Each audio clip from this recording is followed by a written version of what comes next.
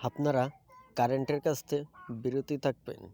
আমাদের ভাটিয়াপাড়া গোলচক্করে কারেন্টে শর্ট খেয়ে মানুষের কী অবস্থা হয়েছে লোকটির দেখতেই পারছেন ভিডিওটি আজকে 12টার সময় এই ঘটনা ঘটেছে। এখন লাশটি আছে আমাদের কাশিয়ানী হাসপাতালে। বিশেষ করে যারা গাছ কাটেন তারা বিরতি থাকবেন কারেন্টের ব্যবস্থায়। দেখেন কারেন্টে কী অবস্থা হয়েছে 440 লাইনের আমাদের ভাটিয়াপাড়া।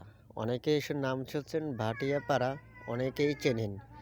ভিডিওটি একটা লাইক করেন, একটা কমেন্ট করেন, আরও ভিডিও পাবেন।